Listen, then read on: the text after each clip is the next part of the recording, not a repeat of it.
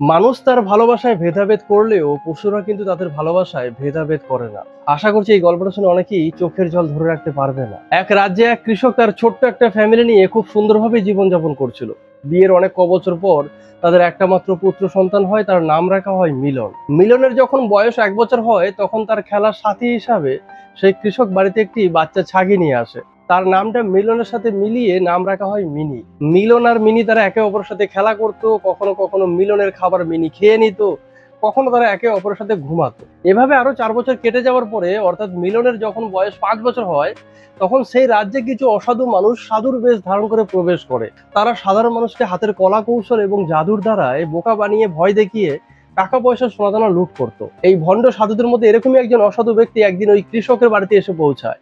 তিনি সেই কৃষকের পরিবারের সাথে কথা বলেন, বসেন, সময় কাটান। তারপরে সেই অসাধু ব্যক্তি সেই কৃষককে বলেন যে তোমার ছেলের উপরে একটা বিশাল বড় সংকট আসছে। তুমি যদি তোমার ছেলের প্রাণ বাঁচাতে চাও তাহলে তোমাকে বাড়িতে একটা বিশাল বড় যজ্ঞের আয়োজন করতে হবে। সেখানে তোমার এত টাকা পয়সা সোনা দানা এসব কিছু লাগবে এবং একটা পাঠা তোমাকে সেখানে বলি দিতে হবে। কৃষকের কেন যেন মনে হলো যে সাধু তাকে ঠকাবার চেষ্টা করছে, তার টাকা পয়সা সোনা দানা সবকিছু লুট করার চেষ্টা করছে। তাই সেই কৃষক সেই সাধুকে ভিক্ষা দিয়ে বাড়ি থেকে বিদায় করে। এটা সেই সাধুর খুব খারাপ লাগে। তাই সেই সাধু সেখান থেকে বেরিয়ে সোজা রাজ দরবারে পৌঁছে যায় এবং রাজামশাইকে বলে, রাজামশাই, আপনার রাজ্যের জন্য একটা বিশাল বড় সংকট আসতে চলেছে। আপনি যদি এই সংকট থেকে বাঁচতে চান, আপনি যদি আপনার নিজের সিংহাসন বাঁচাতে চান, তাহলে আপনাকে একটা বিশাল বড় যজ্ঞের আয়োজন করতে হবে এবং সেখানে আপনাকে বলির ব্যবস্থা করতে হবে।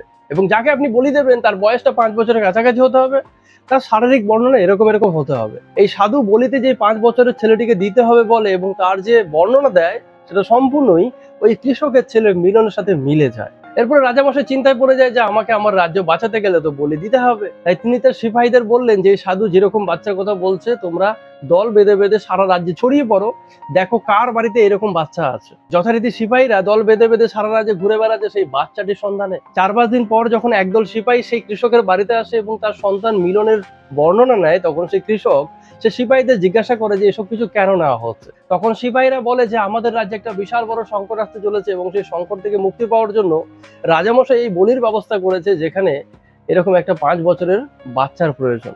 এবার সেই কৃষকের মনে ভয় ধরে গেল। তিনি মনে মনে ভাবলেন যে তাহলে কি সেই সাধু আমাকে যা বলেছিল সত্য বলেছিল। কিন্তু সেই কৃষক আর সেই সাধুকে কোথায় খুঁজে পাবে? অনেক খোঁজাখুঁজি করেও সেই কৃষক আর সেই সাধুকে খুঁজে পেল না। তাই তিনি বাধ্য হয়ে এই বাড়ির পাশে একজন পুরোহিতকে ডেকে বললেন, পুরোহিত মশাই, একজন সাধু আমাকে এরকম এরকম ভাবে একটা বাড়িতে যজ্ঞ করতে বলেছিলেন, এখন তো আমি তাকে খুঁজে পাচ্ছি না। আপনি দয়া করে আমার বাড়িতে এরকম একটা যজ্ঞের ব্যবস্থা করুন। আমি সবকিছু আয়োজন করছি, আমাকে আমার একমাত্র সন্তানকে বাঁচাতেই হবে। যথারীতি সেই পুরোহিত মশাই সেই কৃষকের বাড়িতে একটা যজ্ঞের আয়োজন করে। যজ্ঞে একটা পাঠা বলি দেওয়ার কথা ছিল, তাই সেই কৃষক বাড়িতেই একটা পাঠা ছাগল ছিল যেটা মিনিরই সন্তান ছিল। সেই ছাগলটাকে মিনির সামনেই সেই যজ্ঞে বলি দেয়। মিনি চিৎকার চেঁচামেচি করে, কান্নাকাটি করে, কিন্তু কৃষক তো তার নিজের সন্তানকে বাঁচাবার জন্য সবকিছু ভুলে গেছে। তাই সে নিজের সন্তানকে বাঁচানো নিয়ে ব্যস্ত ছিল। মিনি চিৎকার চেঁচামেচি কান্নাকাটি আর তার কানে যায় না। যথারীতি যজ্ঞ সম্পূর্ণ হলো। এদিকে রাজার সিপাহীরা সারা রাজ্য থেকে ঘুরে ফিরে সবাই রাজপ্রাসাদে এসে পৌঁছালো। সবাই যে যার মতন করে 5 বছরের বাচ্চাদেরকে দেখেছে, সবকিছুর বর্ণনা রাজা এবং সেই ভণ্ড সাধুর সামনে রাখা শুরু করলো। কিন্তু ভণ্ড সাধু কারো কোনো কথা কানে নিল না। শুধুমাত্র সেই কৃষকের সন্তানের কথা যখন তার সামনে তোলা হলো, সে যখন বুঝে গেল যে এই সেই ছেলের কথাই বলা হচ্ছে, তখন সে বললো, হ্যাঁ রাজামশাই, এই ছেলেটি আমাদের জন্য উপযুক্ত ছেলে হবে। রাজামশাই বললো, বেশ, তাহলে আর সমস্যা কোথায়, যখন পাওয়া গেছে তবে বলির আয়োজন করো। তখন রাজপুরোহিত রাজামশাইকে বললো যে রাজামশাই, বলির আয়োজন করতে গেলে আপনাকে সামনের অমাবস্যা পর্যন্ত অপেক্ষা করতে হবে। আর দ্বিতীয় হচ্ছে, বলির কিছু নিয়ম আছে। যখন আমরা ওই ছেলেটিকে আমাদের রাজপ্রাসাদে নিয়ে আসবো বলির জন্য, সেই সময় ওই ছেলেটির কানে যেন গরু, ছাগল, মোষের চিৎকার না পৌঁছায়। যদি ওর কানে সেই চিৎকার পৌঁছায় তবে এই বলি কিন্তু সম্পূর্ণ হবে না। রাজামশাই বলল, ঠিক আছে। তিনি তার রাজ্যের সিপাহীদের আদেশ দিলেন যে যেই রাস্তা দিয়ে ওই ছেলেটিকে আমরা ওই অমাবস্যার দিন নিয়ে আসবো, সেই এলাকার আশেপাশের সমস্ত মানুষদের বলে দাও যে তাদের গরু, ছাগল, মোষ সব যেন তারা সেখান থেকে 2 কিলোমিটার দূরে সেদিনকে রেখে দিয়ে আসে। কারো বাড়িতে যেন সেদিনকে গরু, ছাগল, মোষ কিছুই না থাকে। যদি থাকে তবে তাকে কঠোর সাজা দেওয়া হবে। এবং রাজামশাই একদল সিপাহীকে সেই কৃষকের বাড়িতে পাহারা দেওয়ার জন্য পাঠিয়ে দিল, যাতে সেই কৃষক তার বাড়ি ছেড়ে পালিয়ে না যেতে পারে। রাজার সিপাহীরা যখন সেই কৃষকের বাড়িতে এলো এবং তাকে সবকিছু খুলে বললো, তখন সেই কৃষক কান্নাকাটি শুরু করলো। তিনি রাজদরবারে পৌঁছে গেলেন, তার স্ত্রীকে নিয়ে, সন্তানকে নিয়ে কান্নাকাটি করলেন। কিন্তু রাজামশাই কোনো কিছু শুনেও না শোনার ভান করে রইলেন, কারণ তাকে তার সিংহাসন বাঁচাতে হবে। তার সিংহাসন বাঁচাবার জন্য একটা ছেলের প্রাণ যাবে তো যাক, তাতে তার কি যায় আসে।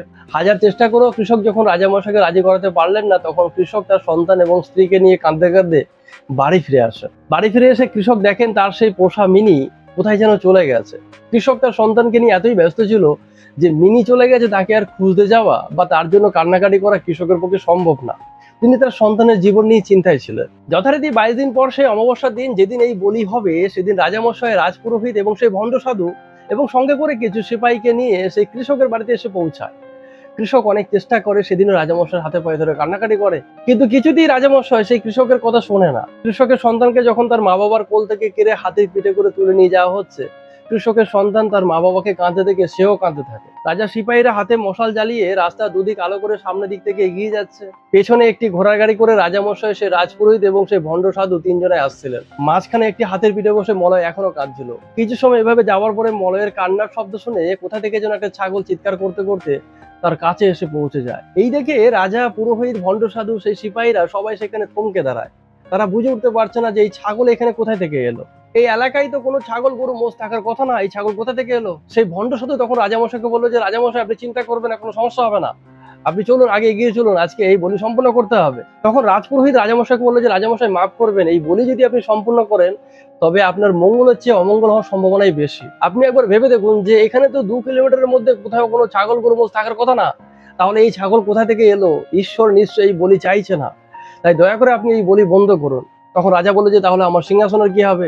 রাজ্যের উপরে যত বড় একটা বিপদ আসতে চলেছে তার কি হবে? তখন রাজপুরোহিত রাজামশাইকে বলে যে রাজামশাই, তার জন্য অনেক বিধিবিধান আছে, আপনি চিন্তা করবেন না, তার ঠিক কিছু একটা ব্যবস্থা আমরা করে নেবো, আপনি দয়া করে এই বলিটাকে আর সম্পূর্ণ করবেন না। এদিকে রাজা, পুরোহিত আর ভণ্ড সাধুর মধ্যে যখন এই নিয়ে তর্ক চলছে, আলোচনা চলছে, তখন মিলন তার মিনিকে দেখে চিনতে পেরে যায়। কেনই বা চিনবে না যে মিলন তার মিনির সাথে 4 বছর পর্যন্ত একসাথে খেয়েছে, ঘুমিয়েছে, গল্প করেছে, খেলা করেছে, সেই মিনিকে দেখে সে চিনতে পারবে না?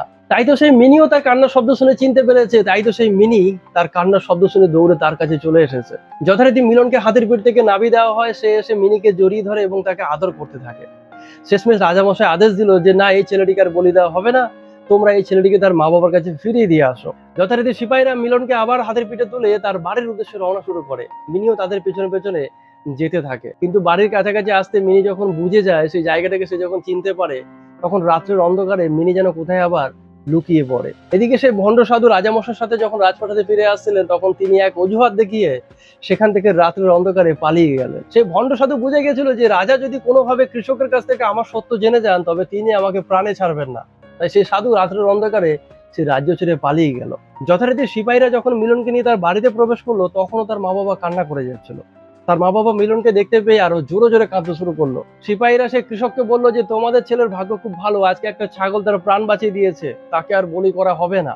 কৃষক বললো যে একটা ছাগল আমার ছেলের কিভাবে প্রাণ বাঁচালো? তখন মিলন বললো, হ্যাঁ বাবা, মিনি আজকে আমার প্রাণ বাঁচিয়েছে। কৃষক বললো, সে মিনি কোথায়? তুই কি মিনিকে দেখেছিস? তুই ঠিক চিনতে পেরেছিস? মিলন বললো, হ্যাঁ বাবা, আমি তাকে ঠিক চিনতে পেরেছি, সে তো আমাদের মিনি, আমি তাকে চিনতে পারবো না। কৃষক বললো, তুই তাকে কোথায় দেখেছিস? সে মিনি কোথায়? মিলন বললো যে বাবা, মিনি তো আমার সাথে সাথেই আসছিল, আমাদের বাড়ির কাছাকাছি আসতে রাত্রের অন্ধকারে সে যেন কোথায় হারিয়ে গেছে, আমি আর তাকে দেখতে পাইনি। এরপরে কৃষক তার ছেলেকে ছেড়ে দিয়ে দৌড়ে ঘরের ভিতরে ঢুকে যায়, আর কৃষকের স্ত্রী তার সন্তানকে জড়িয়ে ধরে কাঁদতে শুরু করে। কিছু সময়ের মধ্যে কৃষক হাতে একটা মশাল জ্বালিয়ে ঘর থেকে বাইরে বেরিয়ে আসে সেই মিনিকে খুঁজতে। এদিকে মিলনের মা মিলনকে জড়িয়ে ধরে কাঁদতে থাকে, আর এদিকে মশাল নিয়ে মিলনের বাবা মিনিকে খুঁজতে থাকে। প্রায় 2 ঘন্টা জঙ্গলে খোঁজাখুঁজি করেও সেই কৃষক আর মিনিকে খুঁজে পেল না। সারাদিন সে খায়নি, কান্নাকাটি করেছে, এখন 2 ঘন্টা দৌড়াদৌড়ি করে সে আর চলতে পারছে না। তাই সে ঈশ্বরের কাছে ক্ষমা চাইতে চাইতে মন খারাপ করে বাড়ি ফিরে আসে। এই ঈশ্বর, আমি মিনির সাথে যা করেছি অন্যায় করেছি, তুমি পারলে আমাকে ক্ষমা করো। সারাদিনের এই দুঃখ, যন্ত্রণা, ক্লান্তির পরে কৃষক তার স্ত্রী সন্তানকে বুকে জড়িয়ে ধরে রাত্রে ঘুমিয়ে পড়ে। সকালবেলা ঘুম থেকে উঠেই সে বাড়ির বাইরে বেরিয়ে পড়ে মিনিকে খুঁজে বের করার উদ্দেশ্যে। যেই মিনির সামনে তার সন্তানকে বলে দিতে এই কৃষক একদিন ভাবেননি, যে মিনির কান্নাকাটি এই কৃষক শুনেও না শোনার মতন ছিলেন, যেই মিনি এতদিন আগে তার বাড়ি ছেড়ে পালিয়ে গিয়েছিল, যাকে সে এতদিনে একবারও খুঁজতে বেরোয়নি, আজ সকালবেলায় ঘুম থেকে উঠে সেই মিনিকে সে খুঁজতে বেরিয়ে গেল। সেই কৃষক সারাদিন অনেক দৌড়াদৌড়ি করলো, নিজের গ্রামে, পাশের গ্রামে, এই জঙ্গলে, ওই জঙ্গলে, সারাদিন খোঁজাখুঁজি করেও দিন শেষেও সেই কৃষক সেই মিনিকে আর খুঁজে পেল না। দিন শেষে সন্ধ্যের গায়ে গায়ে কৃষক যখন এক প্রকার বাধ্য হয়ে ক্লান্ত শরীরে বাড়ি ফিরছে, তখন সে ঈশ্বরের কাছে চোখের জল ফেলতে ফেলতে প্রার্থনা করছে, হে ঈশ্বর, আমি মিনির সাথে যা করেছি অন্যায় করেছি, পারলে আমাকে ক্ষমা করো, মিনি যেখানেই থাক তুমি তাকে ভালো রেখো। এভাবেই সারা রাস্তা ধরে সেই কৃষক চোখের জল ফেলতে ফেলতে আর ঈশ্বরের কাছে ক্ষমা চাইতে চাইতে নিজের বাড়ির উঠোনে এসে পৌঁছায়। তাকে দেখেই তার স্ত্রী দৌড়ে আসে এবং তাকে জড়িয়ে ধরে বলে যে তুমি কি মিনিকে খুঁজে পেলে না? কৃষক তার কথার কোনো উত্তর দিতে পারে না, সে সেখানেই বসে পড়ে এবং তার চোখ থেকে অঝরে জল ঝরতে থাকে। কৃষকের স্ত্রীও তার পাশে বসে এবং দুজনাই মিনির কথা মনে পড়ে এবং কান্না করতে থাকে। সন্ধে হতে না হতেই চারদিকটা পুরো কালো অন্ধকারে ছেয়ে গেল। সেই অন্ধকারে তাদেরকে আর দেখা যায় না, তাদের চোখের জল আর দেখা যায় না, তাদের কষ্টটা আর বোঝা যায় না। মানুষ ভালোবাসায় ভেদাভেদ করলেও পশুরা কিন্তু ভালোবাসায় ভেদাভেদ করে না। আমার লেখা এই ছোট্ট স্টোরিটা আপনাদের কেমন লাগলো জানাবেন অবশ্যই। ভালো থাকবেন সবাই।